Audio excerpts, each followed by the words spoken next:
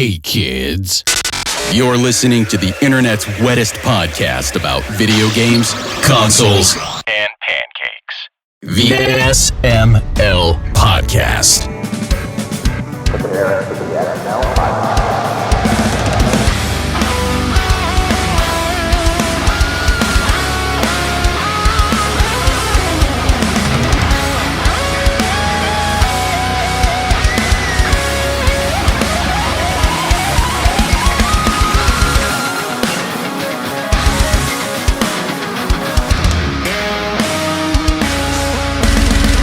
What's up, everybody? This is the SML Podcast. I am your host, Joe. Chris is here. Pernell's here. Big Adam's here. How's everyone doing? What up? Sleepy, but good. Had a good day. Very good, but active. sleepy. That's right. It's a good way to be, because once I'm done the show, it means I'm going right to sleep. No need to fidget in bed. Just pass the fuck out. That's a as good nature idea. intended. That's a very good idea. I'm probably gonna continue playing my game until I pass out. I had a post do pretty well on Blue Sky today. If you want to, I say pretty well. It's like 15 likes, but only two of them are from people I follow. Those are good Blue Sky numbers. Okay. Those are yeah, those are pretty good. Anyway, I said, so the game I'm playing is Dragon Quest IX. If you remember, that's the DS specific one that had. I think it's fantastic. With the maps. It had local wireless multiplayer and DLC and maps, lots of maps. Very unique entry in the main line. A lot of stuff they never revisited, but the thing I said about it after 200 hours of playing it. Dragon Quest IX is fantastic because at its core, it's a dress-up doll game, but to get the clothes, etc., you have to grind in a bunch of maps for 700 hours. So That is accurate. yeah. So I feel like with me, I had my little character loadout and never changed anybody again. I just had I don't remember a ton of them, but I remember having a berserker, and the berserker was just stupid powerful. You could just change the jobs and go for something else with the same characters, and it can feed into the overall quality of the character in its original job. So, it's totally a valid strategy to never have to swap out party members. Just pick three, pick the three that they give you, or make up three and just load out that way. That's how I do it. I had a Reddit post do pretty well this week. Nice. My wife posted a picture of her odometer that was 111,111, and someone commented, "How long were you waiting for it to hit that?" And she replied, 111,110 miles. 8,800 points on Reddit. That's like the second highest thing I've ever had on there. Oh, wow. That's not bad. And then I had a comment. Someone's asking about bands that sold out. Okay. Completely changed their sound once they got popular. And I'm like, Sugar Ray. Yeah. That's my prime example. That's a really interesting one if you listen to Mark McGrath in interviews and stuff. He's a interesting guy. However you feel about Sugar Ray, I mean, it's fine. But you're definitely they're divisive for sure. So I mean, you're entitled to your albums were new metal, heavy. Oh, I know. I've heard them. And then Fly came out, and they're like, every morning. Yeah. It's and the way he tells that story it's interesting the way that kind of came out. It wasn't, it was kind of a sellout move, but just I don't know the circumstances around it, because you think selling out's this super easy thing that all bands can do. Trust me, you can't do it just on purpose. I've tried, but when it does happen, it's usually a pretty interesting story because there's actually a lot of parts that go into it, like moving parts and right place, right time type of stuff, like any fame story. But it's interesting when you are looking at something that is very superficial and you find out there's actually kind of this, there's still this whole thing with it, it's. Yeah, I don't know. When you find out there's more to think about it than just the basic thought of selling out to something, I guess that's what I can say on that. Adam, how's your week been? Very busy. Work's been crazy. So I've had a lot going on with work. Wasn't feeling super hot yesterday, but luckily that has passed. But I'm very much looking forward to this weekend now. Oh, so, yes, Saturday we have second row tickets to a GCW wrestling show. That is fucking awesome. Very fun. Where's it at? It's in Joppa, Maryland.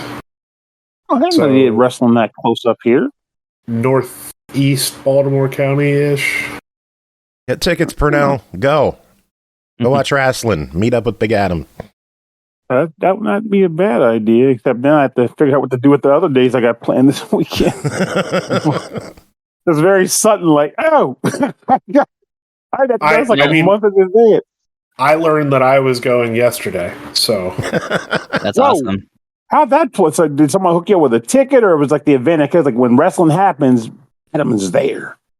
No, that's not it. It's just like, that's the thing, like, dude, my life is so weird. I just, things happen. And I'm presented in life with opportunities, and I take them.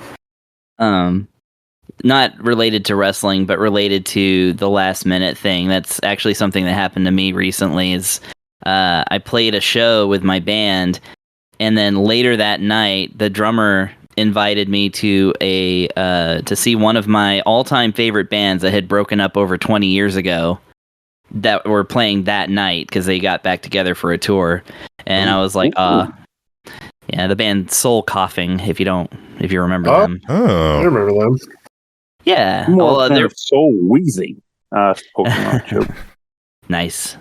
No, yeah, they're one of my favorites from, there's one of the, I would say, quirky white people music bands of the 90s. One of the better ones. But yeah, I never thought I would see them live. They broke up right after I got into them. And then I just, after playing a show like that night, got to go just because somebody was nice enough to buy an extra ticket and then see if they could find a second Soul Coughing fan in town. And I just happened to be there. We were both shocked. I think the only song I know from Soul Coughing is their song on the Spawn soundtrack. You'll have to let me know what the title is because I don't know the Spawn soundtrack. A plane scraped its belly on a sooty yellow moon. That's probably written specifically for that because that's not on any of their albums, but yeah, that's a good title. The whole Spawn soundtrack is collaborations. Like the Spawn soundtrack is one of my all-time favorite movie soundtracks. Like Filter and the Crystal Method, Marilyn Manson and the Sneaker Pimps, Korn and the Dust Brothers, Butthole Surfers and Moby, Metallica and DJ Spooky, Soul Coughing and Roni Size. Oh, okay. Incubus I don't know Roni Size. Grey Boy. Like the Spawn soundtrack is fucking good. Nice. The only video game tie-in I can think of them, I know that's not a video. Well, Spawn is a video game, but I know that's not what you're talking about. But the one that I can think of is they were in the soundtrack to Final Fight Streetwise, the really terrible PlayStation 2, Xbox era 3D reimagining of Final Fight. Which I do remember because I heard a Soul Coughing song in it. That's cool. Yeah. It's not a good game though, folks. Don't seek it out. That was not a good one. That just makes you want to seek it out more. I mean, yeah, bad game fans definitely go seek it out, but the rest of everyone, yeah, don't it's not buried treasure. Don't go looking for it. Anyway. It should be buried, but it's no treasure. Yeah, there you go. Perfect. Oh, man. So, Adam, this wrestling going on this weekend, who are you excited to see the most? Live, probably Effie, just because I've never seen Effie before live. Joey Janela is always cool to see live. Always have a good time. He's a psycho. He is. He's a nut job. And I'm very, very much looking forward to hearing Matt scream at Manders about getting a new, less dumb name. I will be so mad if he doesn't yell at Manders to change his name. I don't think you understand Matt, because this dude's wrestling name is literally the number one called Manders. That's his name. One called Manders. He wants you to know. What the hell kind of name is that? I hope Matt yells at him. It's his name. I still think Matt's the reason Bobby Fish got let go out of AEW. Matt's going to see Manders and be like, I need you to fuck off, sir. I mean, essentially. Yeah. Respectfully. Manders. Has a whole different meaning in our circle. Oh, it sure does, which made that an interesting situation for a moment. I was like, I don't think he knows what he's saying right now. Who, me? Yeah. No, I don't. Yeah, no, that's fair. And that's fine. Yeah. I say respectfully a lot.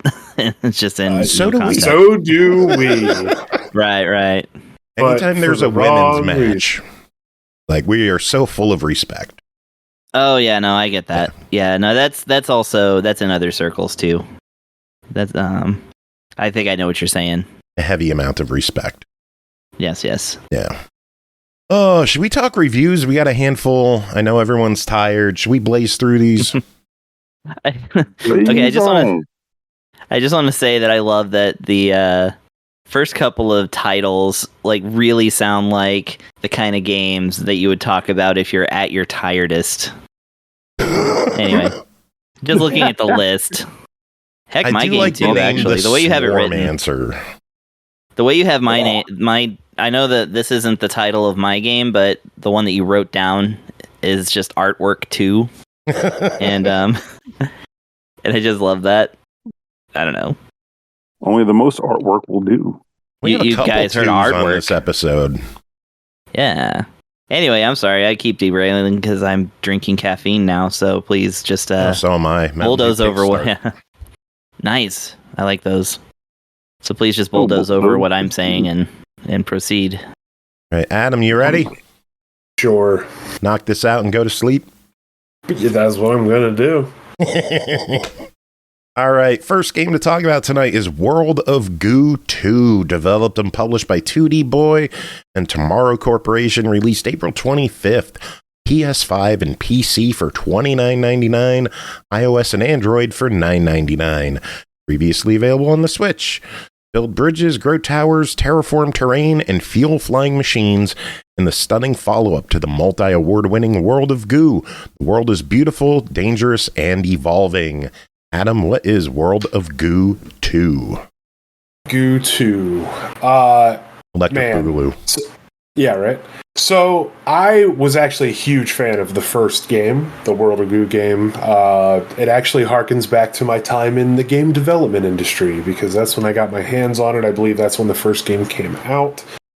I put a lot of time into that because it was a physics-based puzzle game, and the physics were actually pretty good.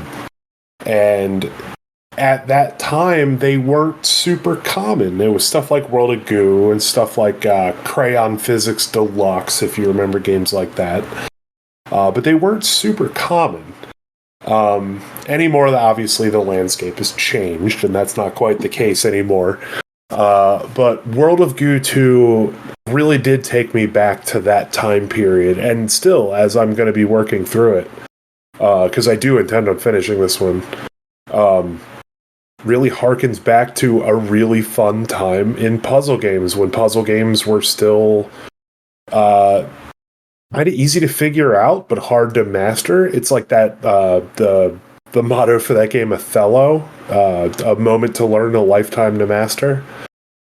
Because you can get through the levels in a game like this, but in order to, get the kudos that you would want and or deserve, you have to achieve 3 different goals for each of the spots on each one of the maps. Backing up a little bit, because I got a little zeroed in there. World of Goo 2 actually takes place many years after the first game. At the end of the first game, basically all of the it's thought that all of the natural goo has been sucked up by the goo company or corporation. It was used in this big tower. At the end of the game, you find out that the goos actually are not extinct because they're dead. They escape the tower and they go off to their goo planet, and everything's hunky-dory. Happy ending. Well, World of Goo 2, like I said, takes place many years later. And after some, I believe it starts with some just seismic activity, where some goo starts to come back out. And the game just kind of starts you off with a simple puzzle to introduce the concept of the game, which is to get as many goo balls into the little vacuum tube that you can in the quickest amount of time, in the least amount of moves, and getting the most amount of goo balls in there, which is kind of goes hand in hand with the least amount of the least amount of moves, because every time you use a goo ball, it becomes part of your structure. And then once you've gotten to the pipe, it's going to suck up any of the goo balls that you haven't really incorporated into your structure to get to that pipe. And that's how the end of the round is scored there. And some of the challenges that you have to overcome because of the way the physics are incorporated into this game are nuts. Because you can start just like you have to build, at 15 meters vertical. But if you're leaning too far to the right, the tower will absolutely wobble in that direction, because while it's rigid, the further away you use the little goo balls to build your structure, the weaker that support is. So when you're gaining distance, you're losing rigidity. So there's like a fine line that you kind of have to balance there. This game also introduces a couple new aspects to get the goo balls going to their final destination.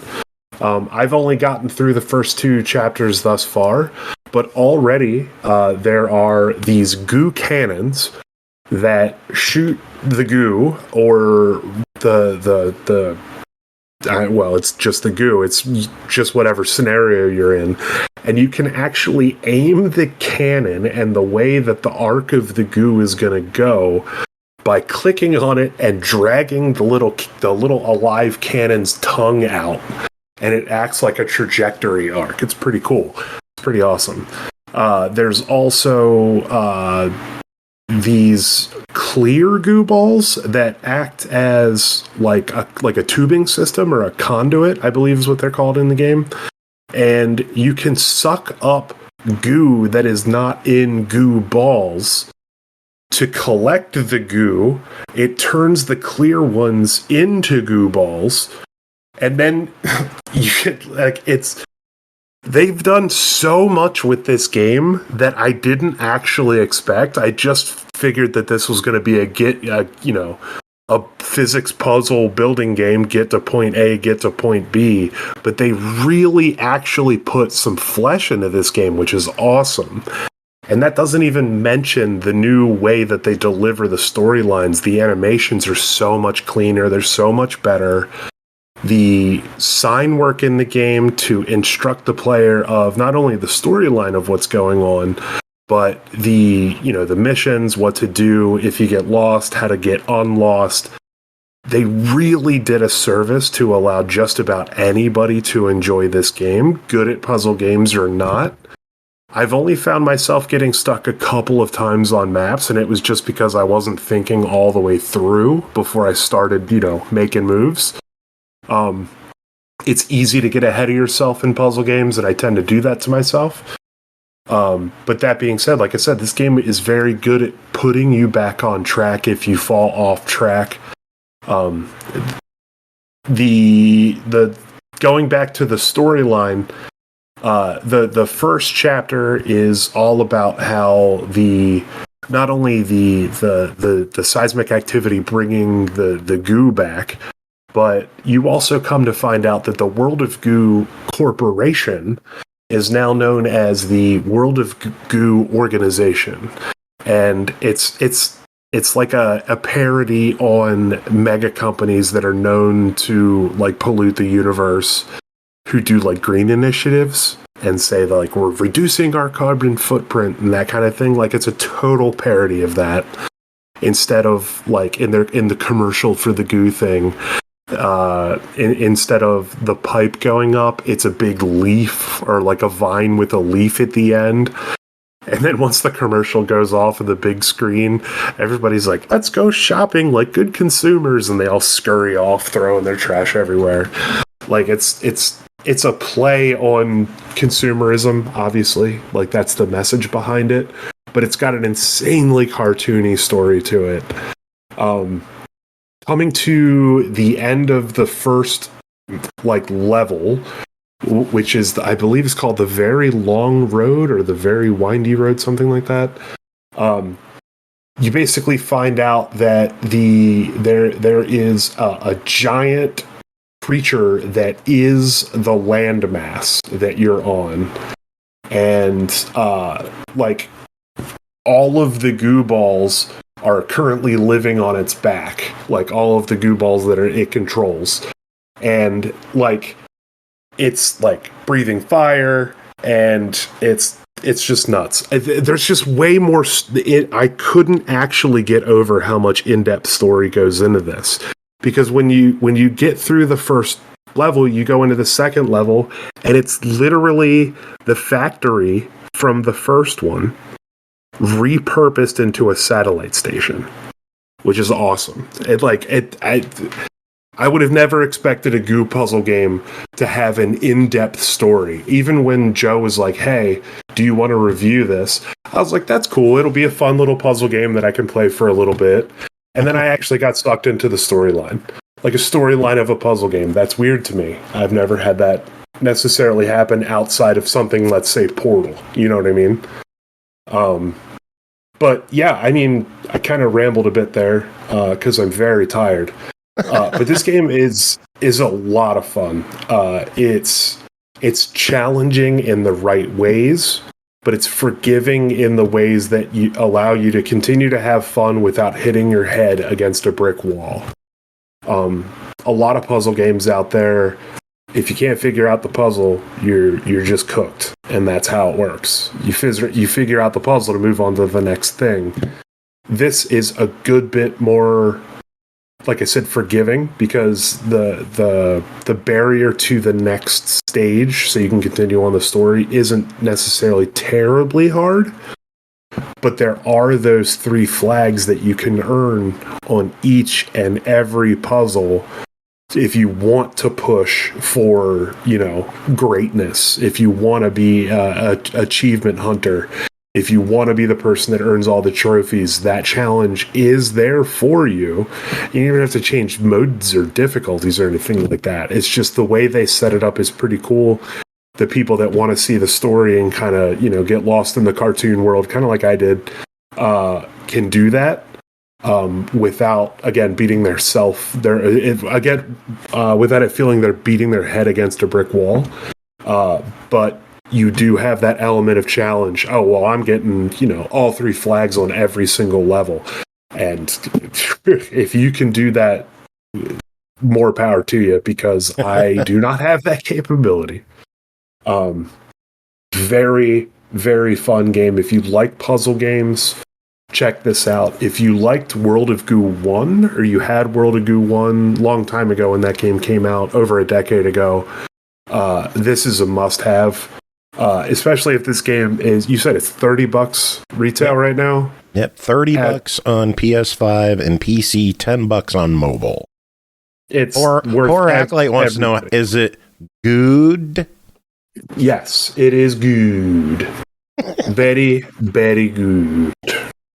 Yeah, I would say this one gets 2 thumbs up. I'm definitely going to keep working on it. Like I said, work's been a little crazy, so personally, I haven't had much free time. But the free time that I have been able to spend with this game has been fantastic, and I do intend on completing it.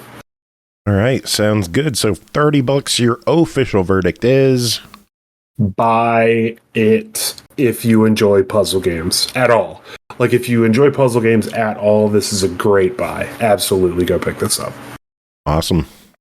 All right. Well, Adam, we will let you get to sleep. Thank you, as always, for joining us and hanging out with us. Do you have any final words before we let you go nap?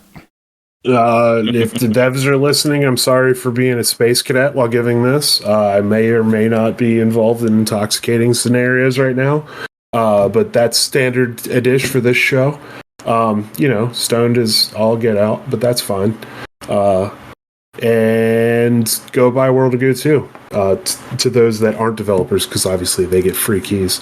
They made it. And everybody should, get some sleep and be awesome. Awesome. Oh, yeah. Have a good night. Later, y'all. Later, Adam. Catch you later.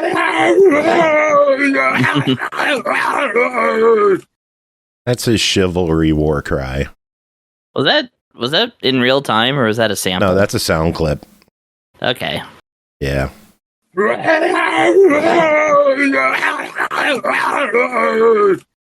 I think it's really good. Word. Fill that fucker with beans! All right, let's move on. Next game to talk about, the Slormancer, developed by Slormite Studios, published by Slormite Studios and Abiding Bridge. Released May 13th out of Steam Early Access for $19.99. Fight hordes of enemies led by the Slormancer, an evil warlock from the past, in an absurd yet epic action RPG. Experience fast-paced gameplay, loads of shiny loot, tons of collectibles, countless hours of content, and carefully crafted pixel art. Pernell, what is the Slormancer? So the Slormancer is an action RPG. Yeah, that. The Slormancer is an action RPG where you can play as one of 3 unique classes of characters who are pretty much filling in for the hero of the realm, who gets his ass handed to him at the very beginning of the game by a protein drink, resulting in his death and him then becoming sort of a guardian spirit for you as you traverse the lands to defeat the Slormancer himself and saving the day. The 3 characters that you can control end up going between 3 classes: a huntress, who uses a bow and arrow as their primary weapon, a knight who uses a sword as their primary weapon, and a mage who uses a staff as their primary weapon. If you've played something like, say, Diablo 2, maybe Diablo 3 in some respects, then you have a general idea of how the mechanics in this game function. And I'm not saying that as a bad thing, I'm saying it as an endearing thing, but it also lets you know what you're in for. Every level in this game consists of you going to fulfill a mission off of a map that you can choose from based on, what act levels you have access to. Those levels can either be story-related missions, which have, require you to beat them in order to progress the game, or there can be little side levels too, which can come with their own rewards, but sometimes also with their own conditions as well. Now, when you choose a character, they have their own particular quirks associated with them. For example, my favorite character's quirk is the Huntress. Her quirk is she's extremely happy-go-lucky, so much so that when you walk around on the screen, she skips, which made me smile because I could always use a little bit more brightness in my games that I am playing, which is also another point this game has for it, which is that it's very humorous and entertaining in that manner. But her primary quirk is that her temperament is always on display for the game. The happier she is, the faster her skills cool down, and she gets a little bit more of a damage boost for each attack. And the angrier she is, the closer she gets, that I noticed, to be able to get the most out of certain skills that she has equipped. Aside from that, I didn't do a ton with that aspect of it because I was like, okay, well, I like the idea of having the cooldown and being able to, use this ability that lets me drop daggers out of the sky when I use a specific other effect. But this is a balancing act because the way her mood is adjusted is by using the same skill in sequence versus alternating skills in sequence. Because when you alternate skills, she becomes happier. When you use the same skill over and over again, she gets frustrated and bored. So, fun fact with that. So, it plays into that.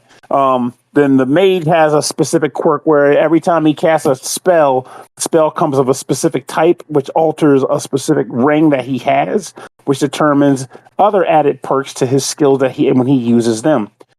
And the knight's a melee jerk. And for what I noticed about him, he has a fair bit of skills related to buffs and perks when he actually activates them. Though I do like that his ranged attack that the first one you get from is a wooden twig, which can throw and do more damage than the actual sword you're swinging. It's just weird and funny in that way. As you play through a level, you'll see all kinds of monsters that are attacking you, and you have access to a primary skill by default, but as you level up, you'll gain access to other skills, which can be rotated in as your secondary skill, or even can be used to replace your initial primary skill, should you so choose.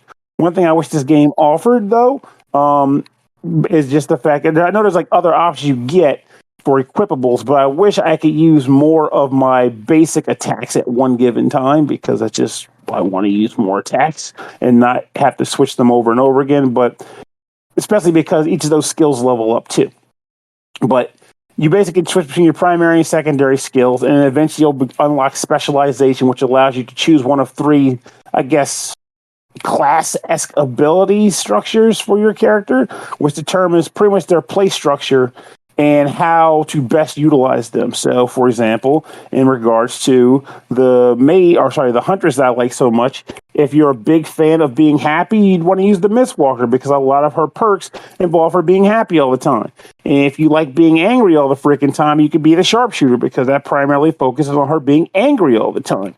And again, all those things have their own particular quirks, and they can all be advanced through way of spending Slorm, which is the game's currency, to level them up. You can basically bump up the perks to increase your stats in regards to them. Sometimes you can get abilities that will augment the individual effects and abilities that you earn as you level up. Abilities, yeah, because in addition to the specializing I mentioned earlier, as you level up in this game, you will unlock the additional primary skills that you can then equip.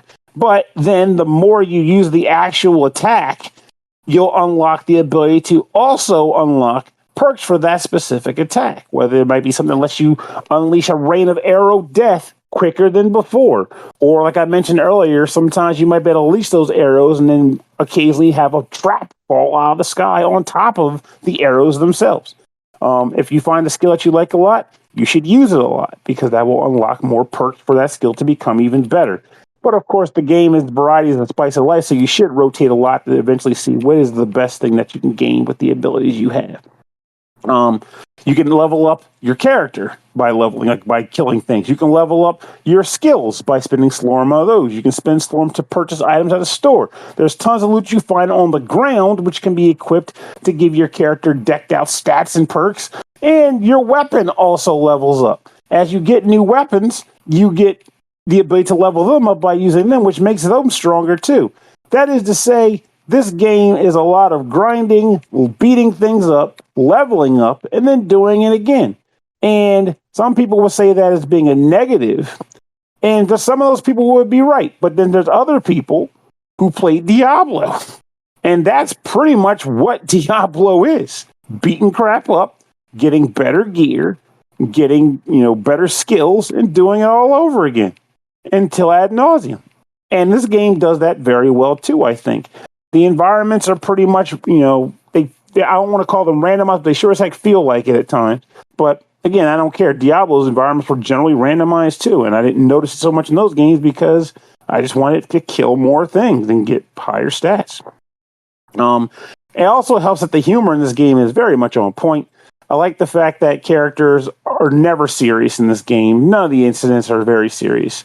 And I'm the type of guy where when I'm playing a title, especially in the moments where I'm extremely exhausted, which is all the time because I'm old, it is humor that keeps me going. A lot of times a humorous game will wake me up more so than a typical grimdark serious game will. That'll put me to sleep.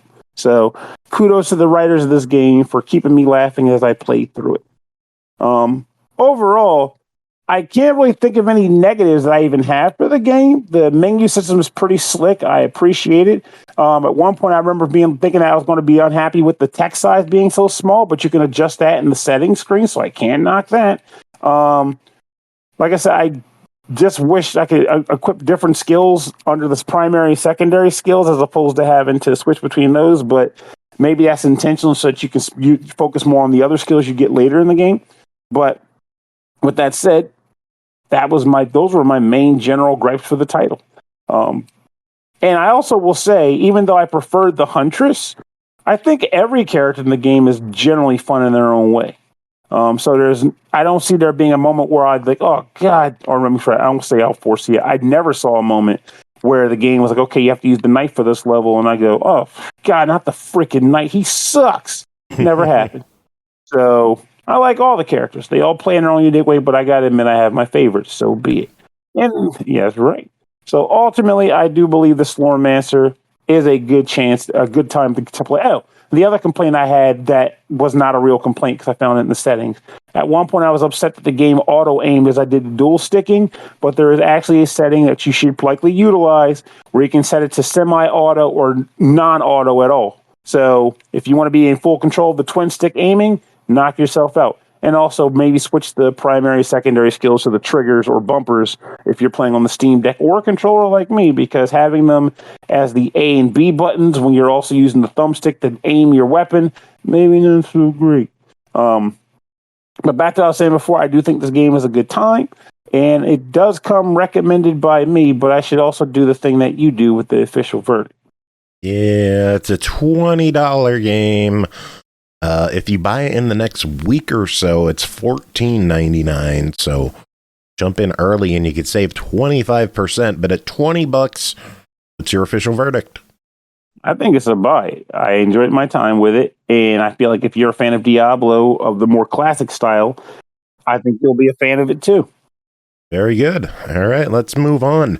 Next game, Vambrace Dungeon Monarch, developed by Dvora Studio, published by Headup. Released May 8th out of Steam Early Access for $14.99. Deck building, dungeon defense, and tactical gameplay combined in Dungeon Monarch. Recruit warriors and wizards, buff your heroes, and thrash your foes. Summon your Dungeon Monarch to punish interlopers and defeat enemies to increase your dark powers. Pernell, what's going on in Vambrace Dungeon Monarch? So Vambrace Dungeon Monarch is an auto battler deck building tactical. It's a game. So the idea behind this game is you are the Dungeon Monarch. Without going into the full depth narrative of it, you're the Dungeon Monarch trying to prevent heroes from breaching the inner sanctum of your dungeon, thereby disturbing your master's sleep and the entities that dwell within said dungeon. And this is done over the course of a series of rounds, broken up by story segments, in which case you will be tasked with going to bat in the dungeon proper.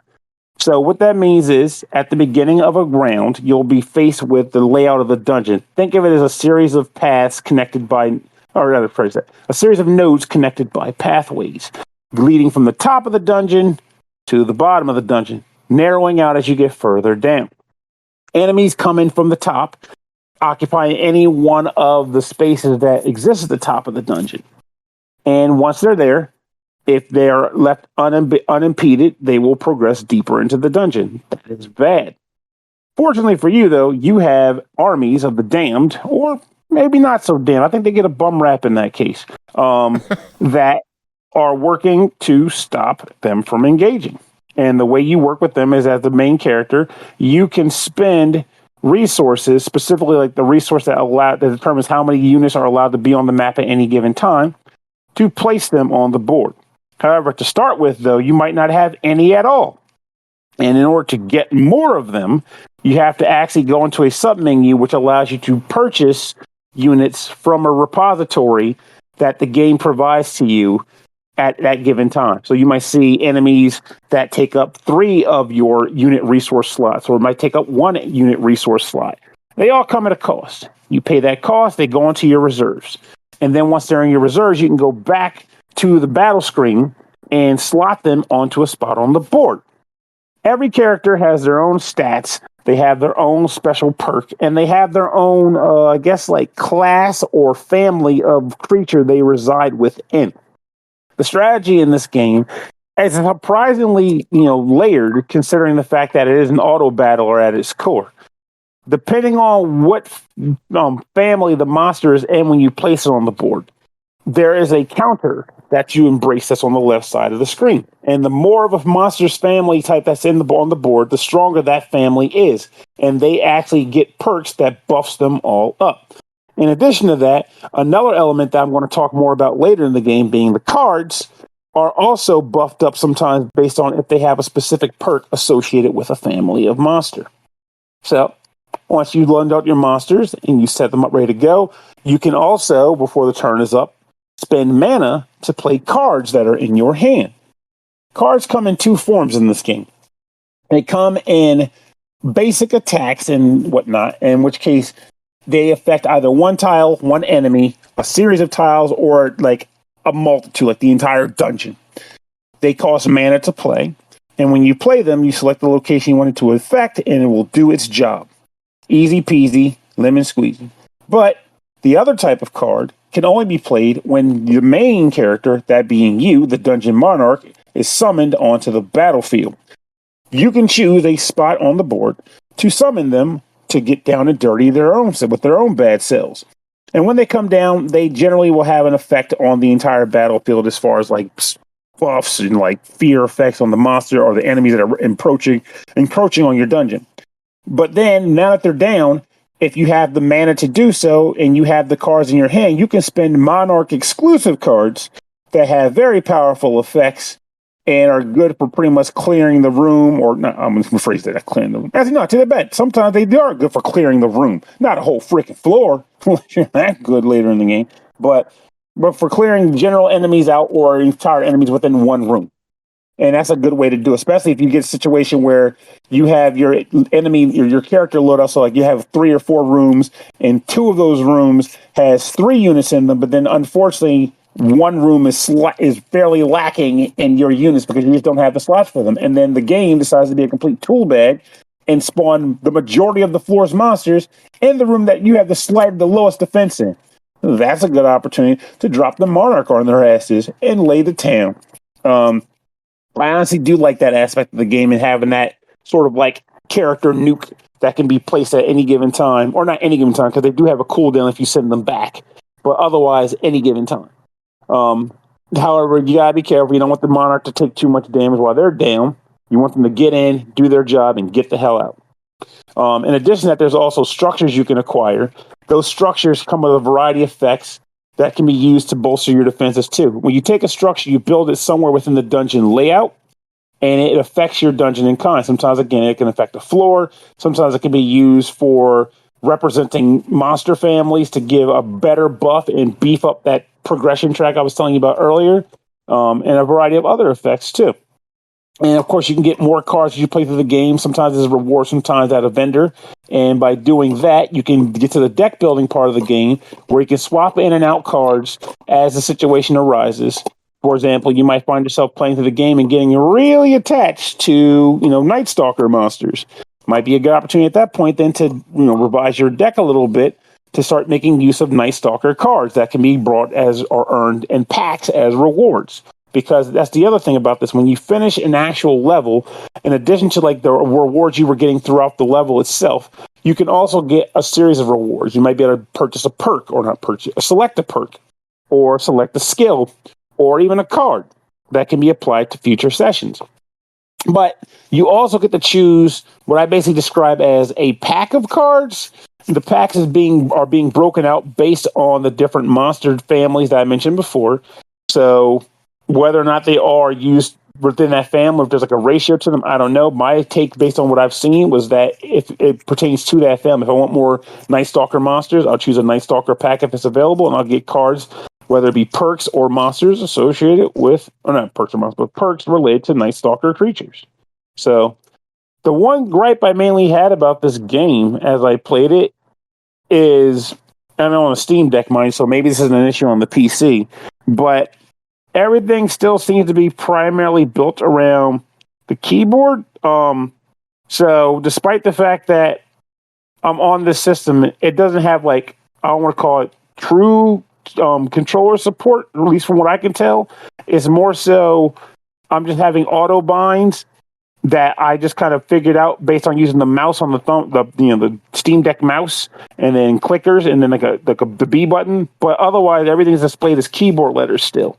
So yeah, you can go into the settings if you want to and just kind of make sure you configure it that way if you so choose. But it would be nice if you just straight up gave it an Xbox controller schema. That way it would just slap right down and be good to go. I mean, I can't imagine it being too hard to pull that off. But overall, though, this game pleasantly surprised me. I already like this style of game and this sort of concept of like having, choosing the right monsters for the right situation and having them do what I need them to do, like having the right monster. I can say, okay, if he kills monsters in this room, he's going to pursue the next monster over there. He's not going to just sit idle and do nothing. Versus a monster who will feed hit points to fellow monsters in that family just by being on the board and not dead. I like coming up with good synergies like that for auto battlers. Something that I've gotten really into in the last year or two. So I think this game does a decent job of that. Cool. Well, it's a $15 game. What are your thoughts on Vambrace Dungeon Monarch? I think it's a solid try in that regard. And I think it's worth giving a shot to if what I said interests you. All right. Sounds good. I know, right? Right? You would think so. Yeah. Right. All right, next up, Please Touch the Artwork 2, developed and published by Thomas Waterzooi, releasing May 23rd on the Switch for $4.99. You're a dandy, suit-wearing, art-loving skeleton recently risen from the grave, with the ability to travel into and through paintings. Using this ability, you help repair rips in the paintings and find missing items for the people living inside of them. Chris, what is going on in Please Touch the Artwork 2? Yeah, it's very much something that does what it says on the tin. So yeah, this is basically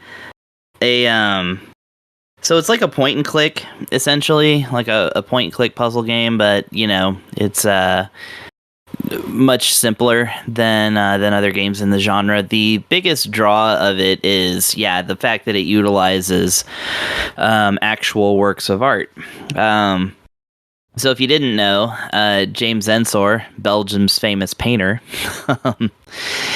I actually know him because a band I like, They Might Be Giants, wrote a song about him that I've known for most of my life.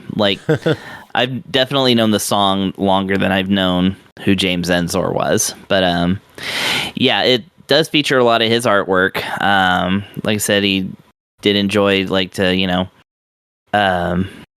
make stuff that was like landscapes. There's some surreal stuff, lots of kind of morbid stuff. His self-portrait was of a skeleton, if I'm not mistaken. So there's lots of it's really cool stuff, but the game does not purport to be a any kind of educational thing. It doesn't, if you look in the credits, it credits every single painting and every single piece of music. Really it credit where it's due, because a lot of the besides some animators, coders, and such, like Thomas Waterzooi is the main person behind this, but of course the special thanks and crediting the specific paintworks is a mile long if you want to look at it. And it credits some of the music to James Ensor. I actually did not know that James Ensor did music as well, so I've learned something here. And the cool thing about it is that, like I said, you're walking around as a skeleton. You just point at somewhere on the screen with the skeleton hand cursor, which you can control, or you can use the touch screen, of course, and just push on something. He walks there. If you are able to go to the next scene, you push the X button, and that goes to the next scene. And then you kind of walk around at your own pace, of course, until you run into somebody who needs something done. There'll be a character in a painting who will be there's no actual dialogue in the game. It'll just be the person will kind of like shrug and like he's looking for 5 sticks or something. And so you go back to the previous scenes and go and find sticks that are in the paintings. So, these sticks were not originally in the painting, and so they're just kind of like juxtaposed or like kind of laid over like parts of the painting in usually clever ways. And it gets more and more complicated. For instance, in the second level, which is the city, which is like the first big level, it's a bunch of like cityscapes and things like that. Really, really nice paintings, by the way. But anyways, you run into a lady who is looking for her 20 cats. And I was like, oh, Joe should play this game. And indeed, you walk around and you just, click on the cats, and then it adds them to your collection. And once you do that, then another part of the level opens up, and then you go and find, somebody's 6 glasses of whiskey or whatever. And, there's just all kinds of stuff. And like I said, all of it is like derived from actual works of art. It's been animated, and there's actually a kind of cool effect. So there is a zoom in button, which is very, very nice. I'm very glad that they included that. So if you zoom in, you can kind of see that even the paint itself on the art is slightly animated, so everything has a kind of living look to it. It's just kind of... it's hard to like describe what it's doing, kind of fluttering, I suppose. But, like I said, it gives the impression that like the art is alive, which is really cool. And so, yeah, as you go through levels, they're, again, very clever because they're all paintings, but they all stitch together. Like when you're in the city, it has all of these, different pieces of art that depict different rooms, and they all look like they're kind of connected in the same building. So you can kind of walk between them, even though they're all different paintings from different times. Occasionally different artists. It's like it's really cool, like the way it kind of stitches together cohesively. And there's 5 such levels outside of the prologue. There's a 6th one that just says the end, and I'm not sure if that's an ending or if that's its own like stage, because I haven't gotten there yet.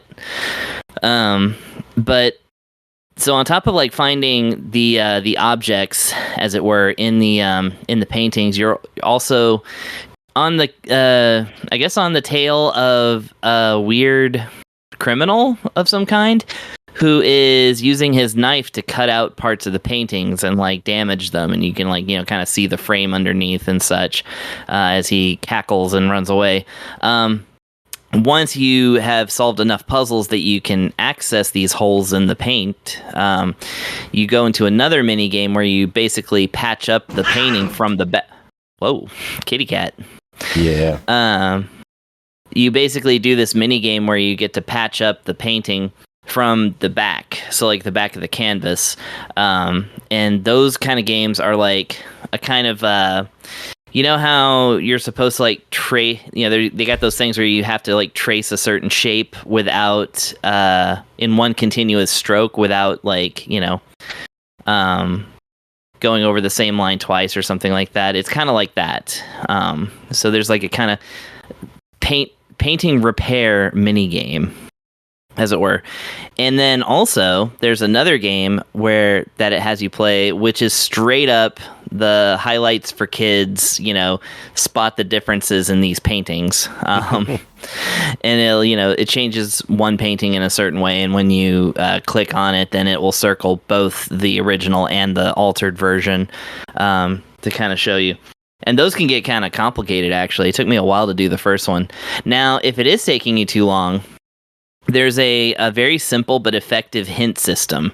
So you could turn hints completely off if you want. That's, if you want to challenge yourself, then totally do that. And then there's 2 layers to the hint system for if you have them on.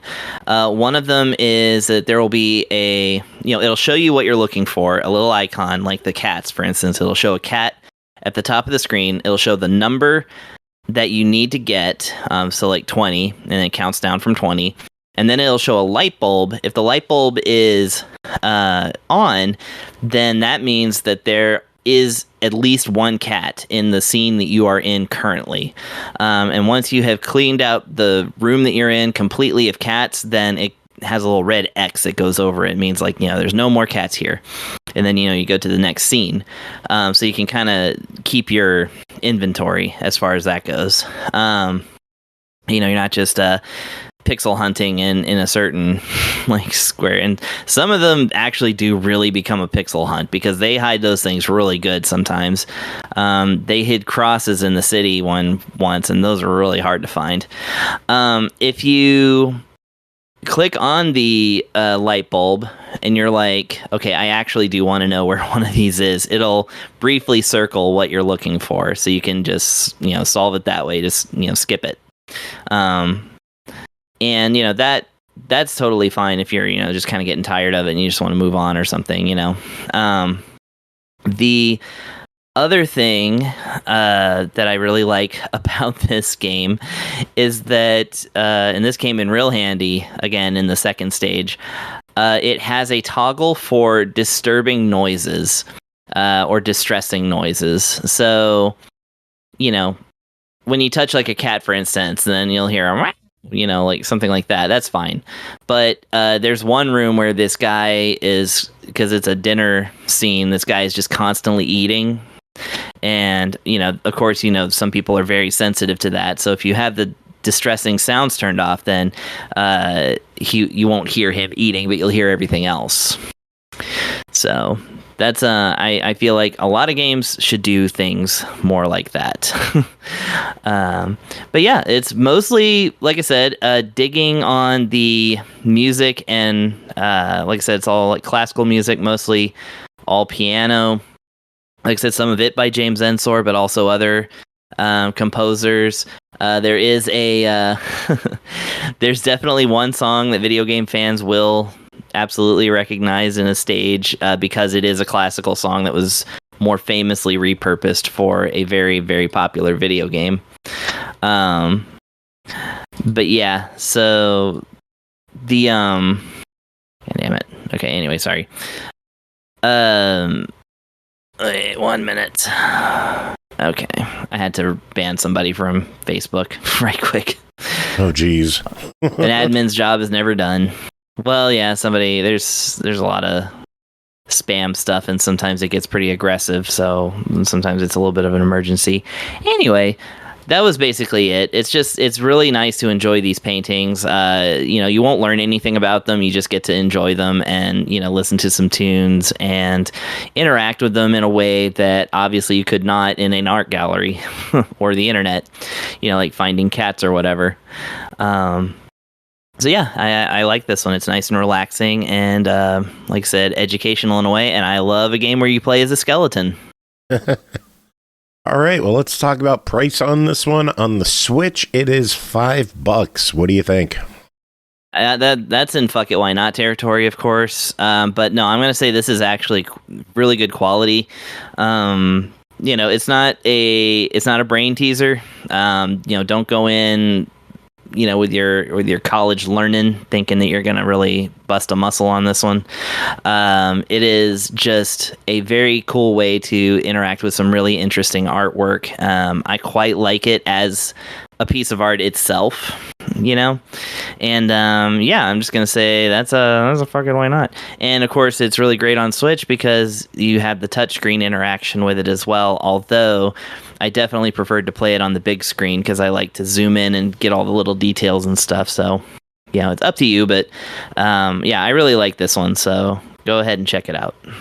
Awesome. And if you were on the fence about this one, it is 100% free on Steam. Oh, there you go.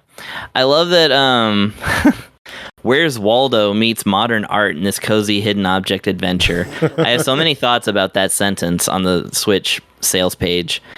For one, I wonder if James Ensor would come back as a skeleton just to read his work being compared to Where's Waldo. Also, how is Where's Waldo not modern art already, Nice. What? Yeah, there you go. Also on Steam, if you decide to pick it up free there are 3 donation options that you can purchase to support the dev. They're available in SML. Whoa. All medium I don't large. believe it. Yay. Next game, CyberCorp, developed and published by Megame LLC, released to 1.0 April 22nd on Steam for $14.99, released May 13th on Xbox One and Series X and S for $19.99. Brutal, fast-paced, isometric co-op loot shooter in a cyberpunk world. Equipment-based combos, exotic weapons and armor, easy to start, hard to master, play solo or with friends. Pernell, what's CyberCorp? So CyberCorp is pretty much like you described it, as a top-down looter shooter where you play as a member of CyberCorp, kicking ass, taking names, and chewing gum, and being all out of bubble gum and kicking ass, and then, you know, going for the top, but not making it to the top. You know what I'm talking about. All those things combined to form a fun little niche of a game. The game is primarily about the idea of getting cool gear. I guess it's kind of funny. It's almost akin to the last game I played, except this is multiplayer, like largely multiplayer if you have the means to do that. You choose from your base from a series of missions. These missions can be either story mission based or side mission based.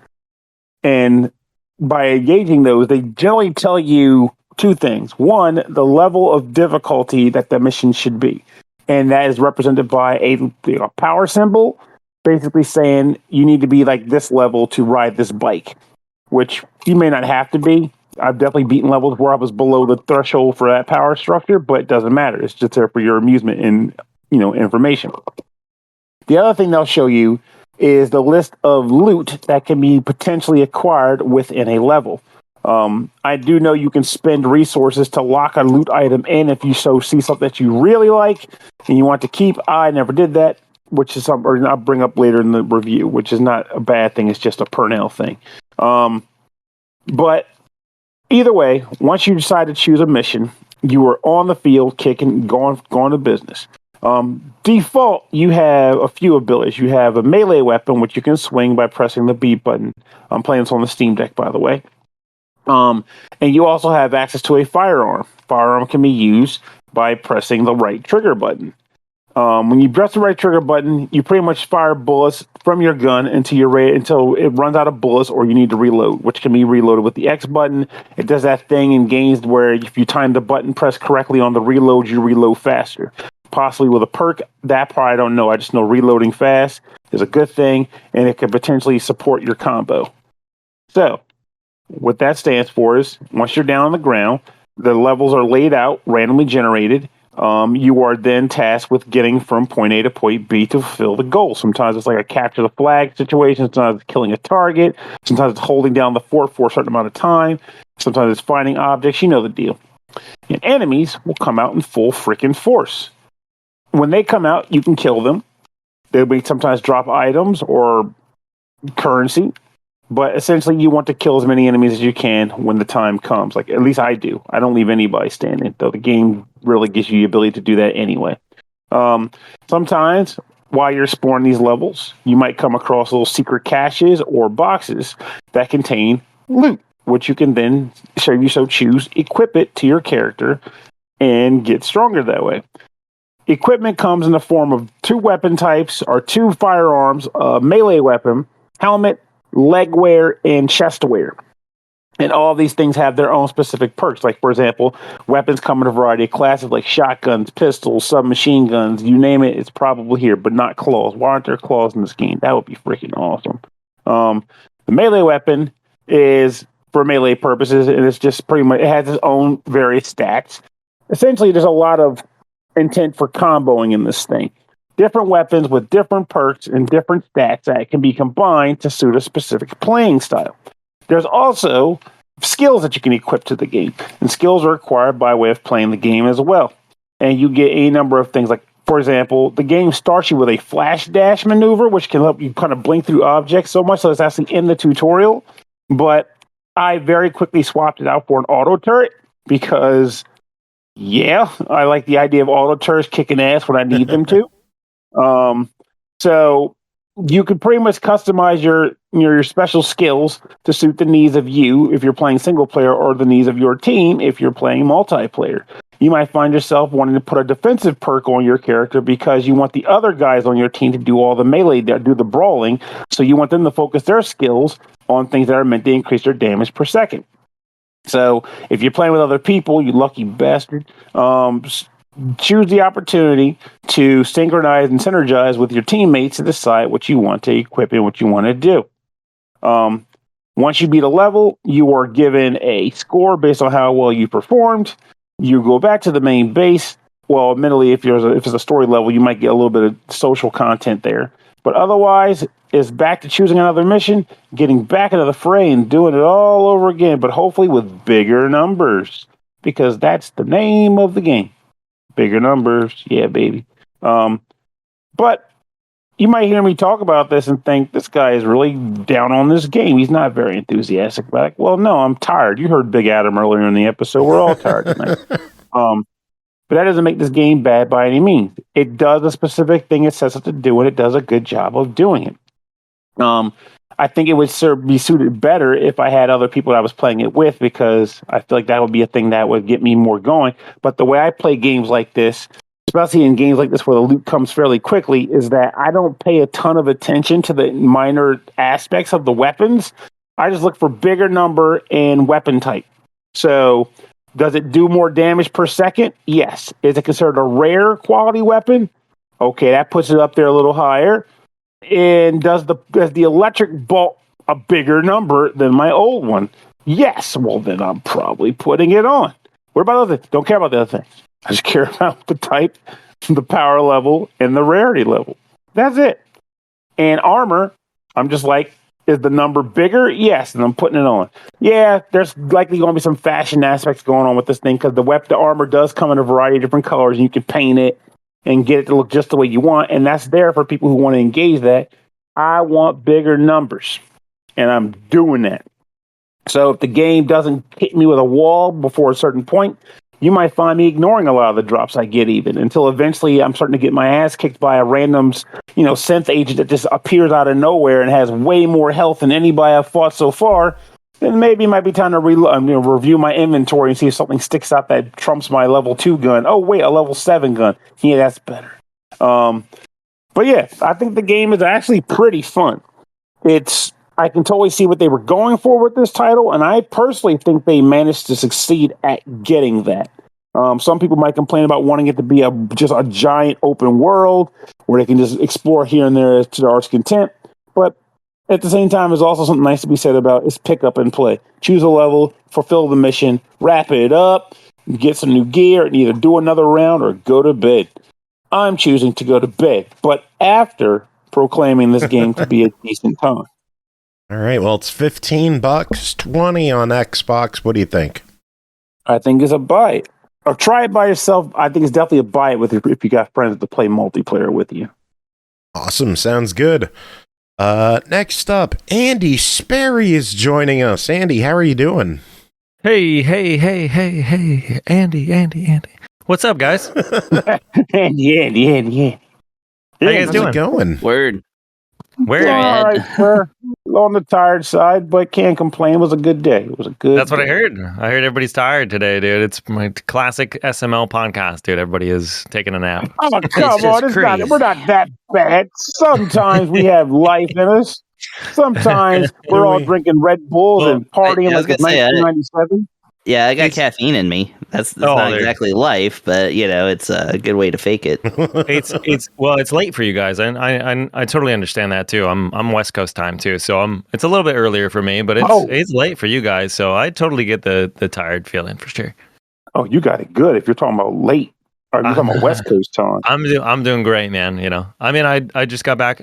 Sorry guys, I've been out from the show. I've been coaching soccer, dude. Tuesdays and Thursdays and Saturdays are my days. So, damn, I've been away, man. I've been busy. Yeah, busy dad, dude. But it's good to be back, dude. At least tonight, you guys started. Good to have you on. Good to have you back. Good to have you back, sir. Yeah, indeed. You got a game to talk about. Should we get to it? Oh, we can. Yeah. If you want to, I didn't know where I was on the list, so I was just kind of hanging out right now. Oh shit! Hell yeah, dude! Let's do it. Let's talk about it, dude. Next game, Goblintown, really hard driving game, developed and published by Truth Arts, released April 30th on Steam Early Access for $14.99. Do you have the skill, the moxie, and most importantly, the flaps to be McGoblinburger's greatestest delivery gob ever? Speed your way through a sadistic gauntlet of hairpin turns, explosions, and other mayhem designed to ruin your fun and run. And don't forget to scream. Andy, what is Goblintown? I mean, that description right there pretty much tells you everything you need to know about the game, so go buy it. I don't even know why you need me here for that, but no, it was really awesome. I contacted Truth Arts and talked to them, and they were very excited to send a couple of codes over, which was, again, huge thank you to them. But let me start off by saying that if you've seen my stream before, Joe, you know, I've got a tab to redeem a game off a list of what I call like the troll games list, right? And those are all games to be overly challenging and screw with me, you know, some sort of way, like Bennett Foddy or Ghouls and Ghosts, Alt F4, you know, a few others that I'm still upset with right now to really mention, this is, I would say, Goblintown is my first Goblin game to add to the list, so I'm very excited to have it in the rotation as well. We did stream it the other day too, which was exciting and frustrating and fun, but let me get into the game itself. The setup is pretty simple. You are basically the new hire at McGoblinburger. You're the new delivery goblin.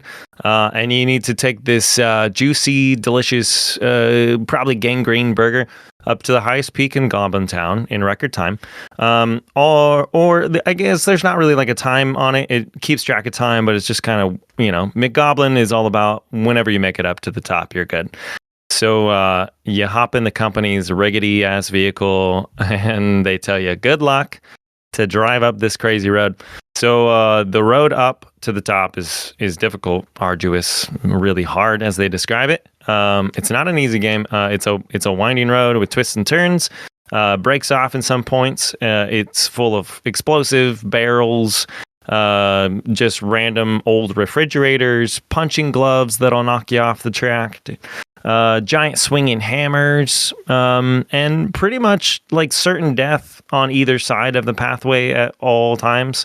Poison gas. There's giant goblin like whales flying around too. So, but it's insane. The layout for this game is absolutely insane. But I'm here for it. I love it. Lucky for you though, it's not all bad barreling through the insanity. You've got a boost meter that refills over time. You can also pick up little boost canisters along the way. The boost bar doubles as a kind of a bunny hop for your vehicle. So if you need to get across a platform or take some kind of daring shortcut, you know, along the route, you can blast towards an edge, dude, fly off and get a couple of jumps in to make it to that next platform. There's also, like I mentioned, the explosives. You're pretty much racing against yourself in this one. So even once you make it to the top, you know, going back through the game again, you know, is always fun, trying to see if you can beat your time. So there's little explosive barrels. You can pop off of those and fly off to the next platform. There's huge trampolines that if you feel daring enough, you can careen over the edge and slime into one of those and hopefully get a little bit higher. I've done it a few times, and after quite a few controllers being thrown, I finally got the kind of hang of it, you know. But you know, it's all about the eventual delivery time. So don't really worry about the clock. It kind of keeps track a little bit here and there and tells you, all right, this is how long this area is taking you or whatever. The other cool feature, as you mentioned as well, is the screaming in the game.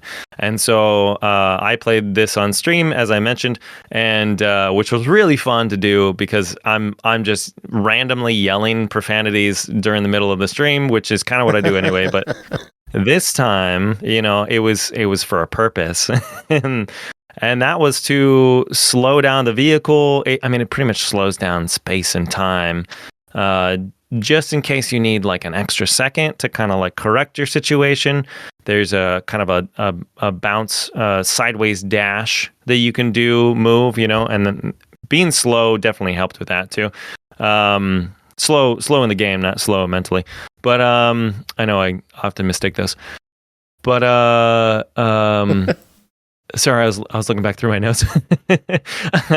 But you kind of, like this, that was really cool. It ended up cutting out halfway through me playing the game. I've played it a couple more times since, I streamed it and beat it and stuff too, just to try to beat my time. But it is definitely a cool feature, screaming and slowing down everything around you so you can kind of correct yourself, or even just watch yourself fall into the insanity below in slow motion. That's always cool too. What else? The controls for the game take a little bit of getting used to. Joe, you played this one as well, didn't you? I got you a code. It is very, very hard. Yeah, it's in the name too. So, how far did you get up there? Did you make it through the tutorial at least? I did not. I can't control this thing worth a damn. It is like I haven't been able to play too much lately because of my arm. That's right. I just like my brain can't mesh with the controls in this yet.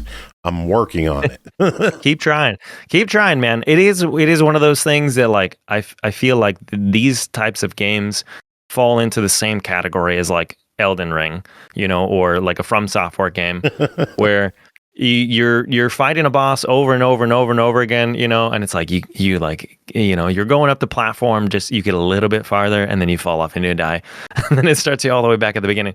That would be my best description of this overall. And like you said, you had trouble with it. I had a little trouble with it at first. I started getting a little more control. I wish there was more button mapping for the game. I tried to switch things around a couple of times, and it pretty much told me no. It was like, don't even try. And so I had to shut down the game one of the times to like get things to go back to normal even. That was my only real gripe with it. And then also, yeah, it's just a hard game overall. Once you get the controls though, it's pretty good. You'll kind of, as I mentioned before, kind of find yourself dashing off edges, hitting explosives, hitting a trampoline, dude, flying up in the dough.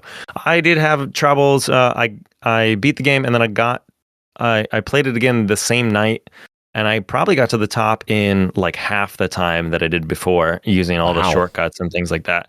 Which, yeah, I was blown away. But I got to the last section, and I'm not going to try to give anything away, but it's. The last section is nothing but like these speed ramps from hell, dude. You're like hitting one speed ramp, and then you have to jump to the next one while going fast, and then like jump to the next one. And I would get all the way to the last jump, and then my car would like it would like decide to go backwards. It would like hit an edge funny and then like flip me around, and then I'd just be like blasting back towards the way it came. I was like, no, dude. So there's a couple little things to it. The game is not like, it's not a AAA title. It's designed well to screw with you, but not quite well enough for it to be like, okay, like this is perfect controls here, But it is a troll game. It is a drive-in game. It's built around chaos. Me personally, I love these types of games. I love the challenge. I love the frustration. I love overall that goddamn rewarding feeling you get when you finally beat that boss. You finally make it up to 100%. You're gonna get mad at this game, but you're gonna keep coming back to jump, dash, shortcut.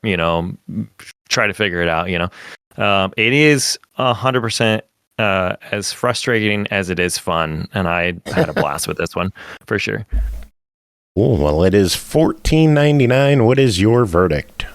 Go for it. Yeah, I would definitely. I thought about buying this game before I had contacted the company too, And I'm glad they gave me a code. Gave us codes, to play it too. It is really fun. If you're into that type of game, go into it knowing that you're gonna get frustrated, but you're gonna come back for more. Awesome. Sounds good. Yeah. All right, we got one final game to talk about tonight. That is called K2 Digital Edition, developed by Devon Games, published by Acram Digital, released April 29th on Steam for $14.99.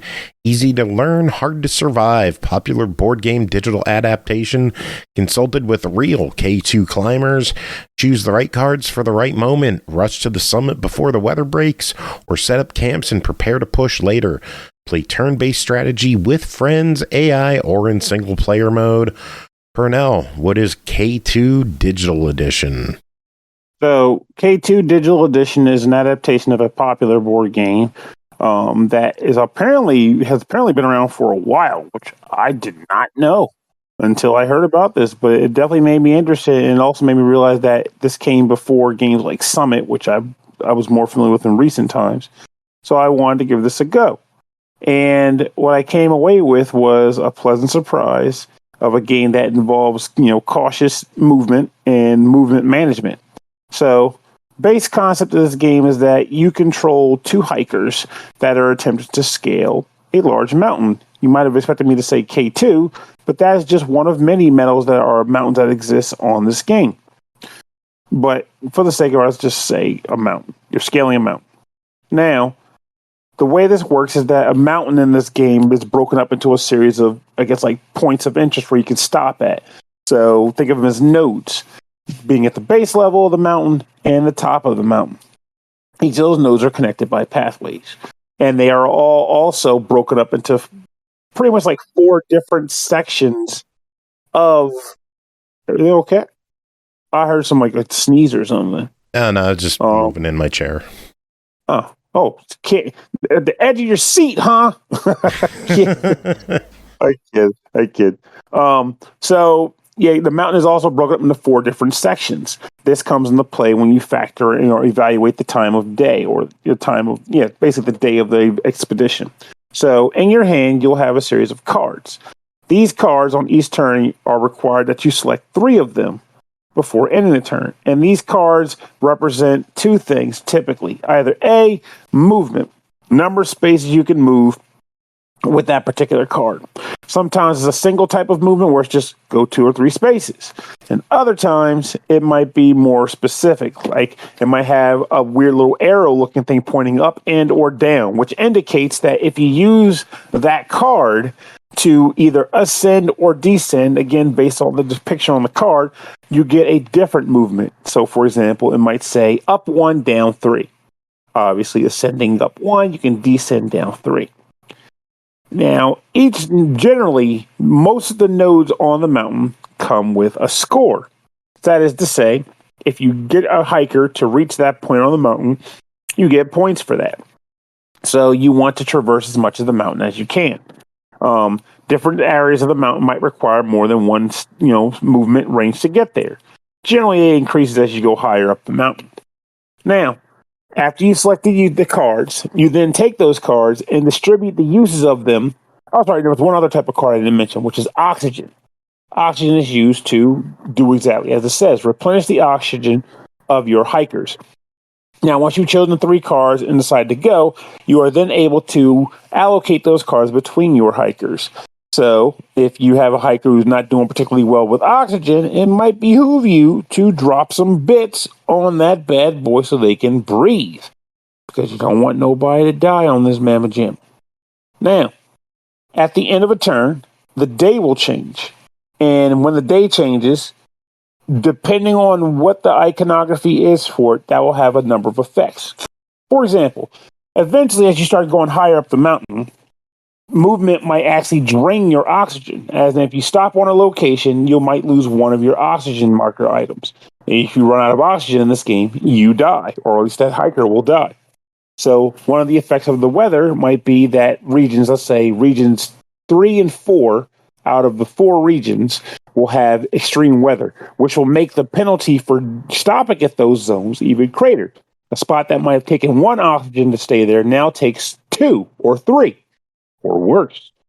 I.e., you don't want to be in that area of the mountain on that day of the week because you think other people have had it bad. No, you don't know bad, baby. Now, there are a few ways that you can mitigate this issue. Sometimes, depending on the level you're on, with the conditions that associate with the board, and otherwise not. The thing you can do at any given time is to set up a tent. A tent can be applied by spending the amount of resources associated with the number of movement that it took to get to a spot. So let's say, for example, you want to put a tent down on a spot that requires 1 movement to get to. Well, you can just spend 1 resource from your movement pool to actually place a tent down on the ground. So that's not a bad way to go about it if you need to actually set something down and get yourself moving.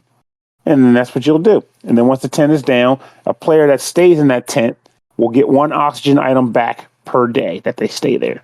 A lot of times you don't want to make this thing a constant where you just kind of encroach in a tent indefinitely because time's ticking and you have a limited number of turns to get as high up the mountain as you possibly can.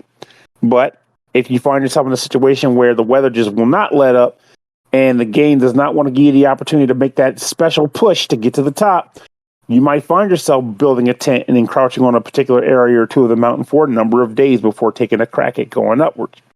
Now, the other thing that can be done with that, depending on the game mode you're playing, is a snow cave.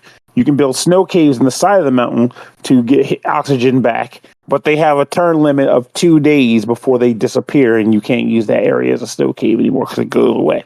Cost remains the same. It's like 2 footsteps, I believe, or 2 energy to actually build a snow cave. Now, if you get to the top of the mountain to get the max points, it means nothing if your hiker dies. So you got to make sure that your hiker survives the number of days in the game, which can be easier said than done sometimes, especially if you come out on a really bad end of the week or whatever, and it's just bad, and you feel a little bit cocky saying, if I just push hard enough, I can make it. You might not. So be careful with that.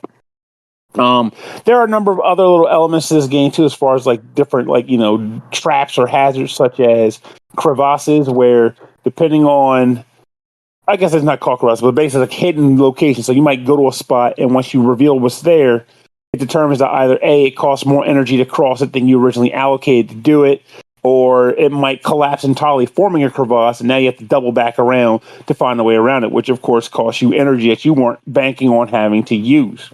But that's the name of the game. And there's also like weakness points too, where depending on how you move your 2 hikers, you might have to allocate a particular token to one of the cards associated with them, which will make their movement go less than what they had available to them if they just had access to the card directly. The game itself is pretty fun. I do think it's interesting, however, that the real meat of the game usually starts to happen as you get further up the mountain, like the maybe 3 and 4 zones.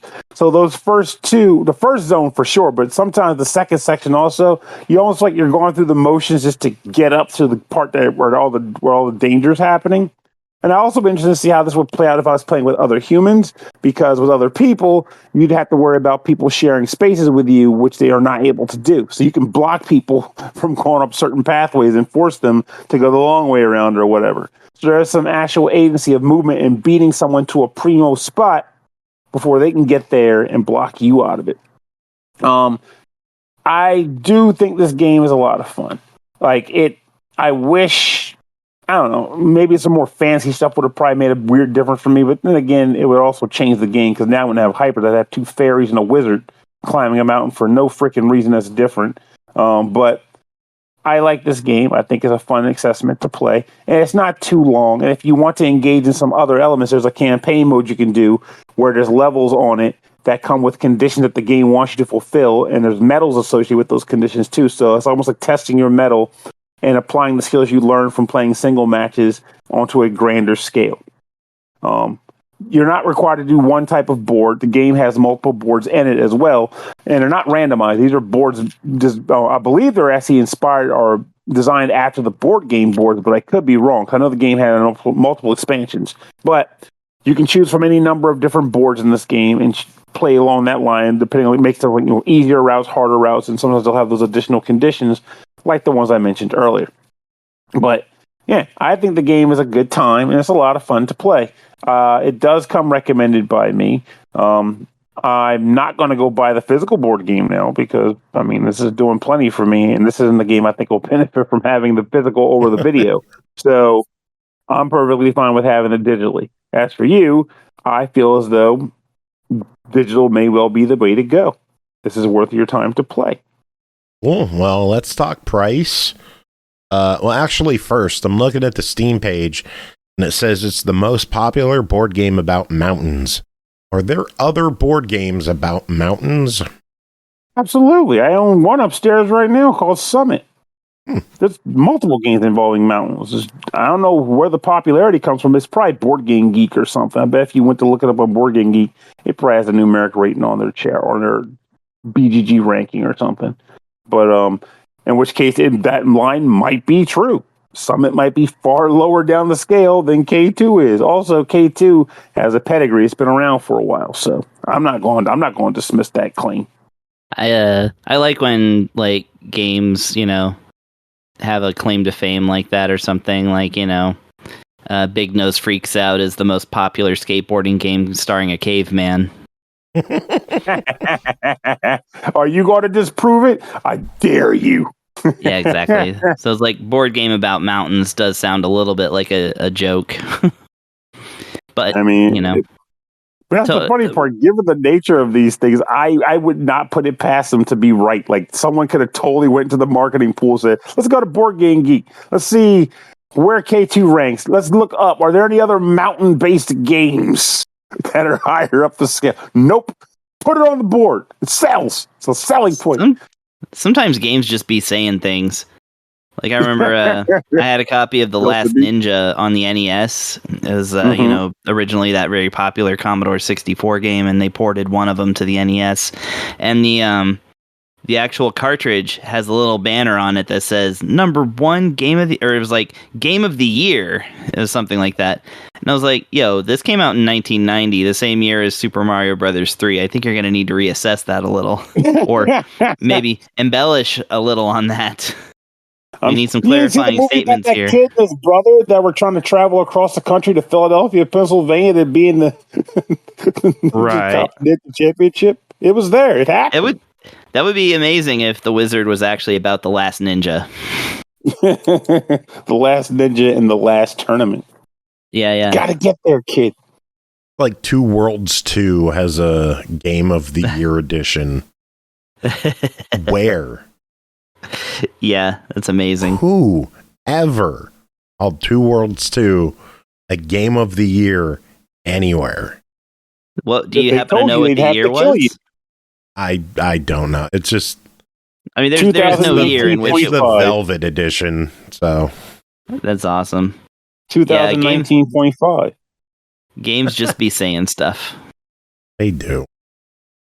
So anyway, that's why we love them. Cool, dude. K2 is $15. We need a verdict. It is an easy buy it recommendation from me. But don't take my word for it. Ask this used Carl Sisman. He'll tell you the real deal. And that's not all. Poor Acolyte is now officially on my shit list. Nice. What do you do? To sum it up, they have the best mountain game. He's on my thumbs up list. Thank you very much. Yeah, I was gonna say that's a couple points in my book too. Well done. I love horrible puns. They're the best. Eggs. Oh man. Horror bowl. Nailed it. All right, well that is it for this episode. We made it through.